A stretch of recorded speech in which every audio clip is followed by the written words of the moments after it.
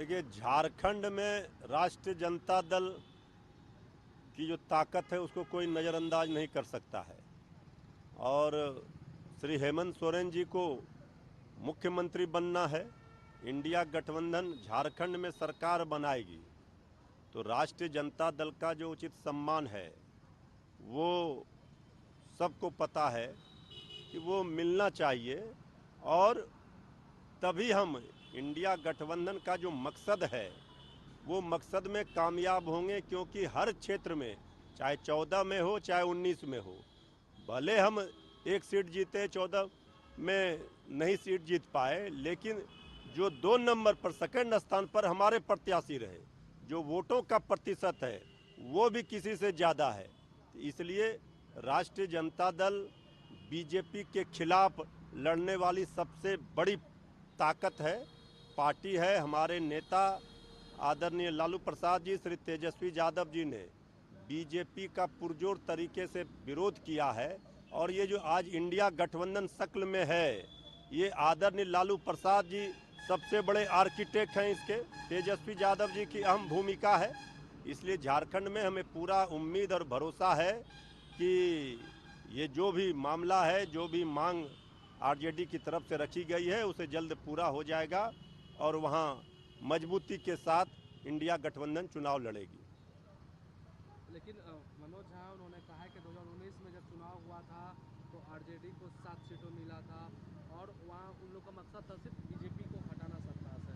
और जब परसों बातें हुई इस साल चुनाव को लेकर तो कहा यह गया कि 7 सीटें दी जा रही है और जब फिर दोबारा मिले तो सिर्फ सीटें 3-4 सीटों पर सिमट गए। 3-4 सीट ना तो हमारे कार्यकर्ता को स्वीकार है, ना मतदाताओं को, ना नेताओं को। इसलिए उन्होंने ये तय किया कि हम 60 से 62 सीट पर महागठबंधन को मदद करेंगे जहाँ मजबूत है और वह आज निकाल सके। नहीं, निश्चित रूप से देखिए, अगर सम्मानजनक समझौता नहीं होता है तो फिर जो सब लोगों को पता है कि राष्ट्रीय जनता दल की क्या ताकत है झारखंड में, और मुख्यमंत्री श्री हेमंत सोरेन जी को बनना है, इसलिए उनको सोचना है कि अगर राष्ट्रीय जनता दल को आप नज़रअंदाज करके वहाँ पर बड़ी लड़ाई नहीं लड़ सकते हैं। झारखंड में बड़ी लड़ाई राष्ट्रीय जनता दल के साथ मिलकर के ही लड़ी जा सकती है बीजेपी के खिलाफ। और हमें पूरा भरोसा है कि वहाँ पर जो बातें हमारी पार्टी की ओर से कही गई है उस पर विचार करके फिर से सौहार्दपूर्ण तरीके से गठबंधन में राष्ट्रीय जनता दल पूरी मजबूती के साथ रहेगी और लड़ाई लड़ेंगे। नहीं तो फिर सारे विकल्प पर कल चर्चा हो गई है, सारा विकल्प खुला हुआ है।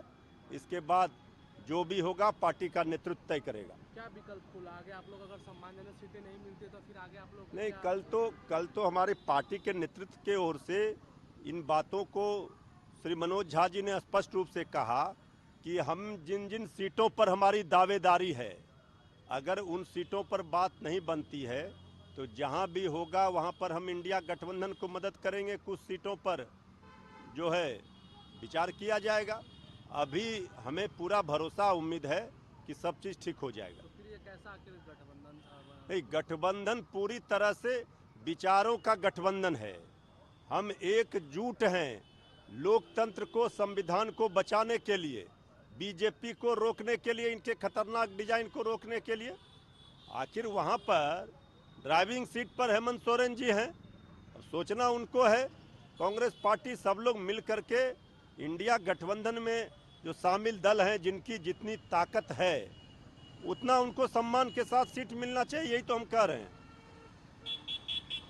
बीजेपी ने महाराष्ट्र में भी 99 उम्मीदवारों की सीट घोषणा कर दी है। देखिए, बीजेपी जहाँ जहाँ उम्मीदवारों के नामों का ऐलान कर रही है, वहाँ वहाँ बगावत के सुर दिख रहे हैं बीजेपी नेताओं के द्वारा। तो भारतीय जनता पार्टी महाराष्ट्र में और झारखंड में जितने सीटों पर घोषणा किया है, वहाँ पर बाकी बीजेपी के जो नेता हैं उनकी नाराज़गी है।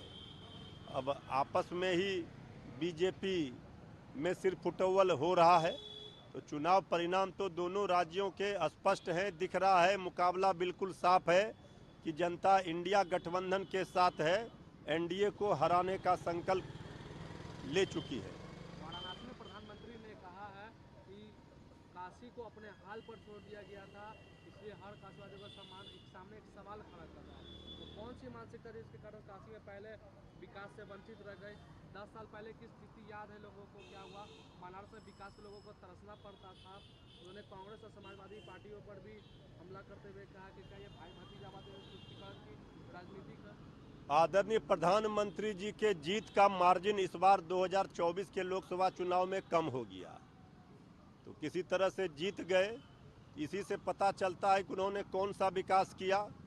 इस देश में पिछले 10-11 वर्षों से सिर्फ नफरत का विकास हुआ है और भाई भाई में लड़ाने का काम हुआ है। रोजी रोजगार की बात तो हुई नहीं है। आदरणीय प्रधानमंत्री जी और योगी जी कहते हैं बटोगे तो कटोगे। ये तो कोई कह ही नहीं रहा है कि पढ़ोगे तो बढ़ोगे, मिलकर रहोगे तो बढ़ोगे। ये तो देश की खूबसूरती है।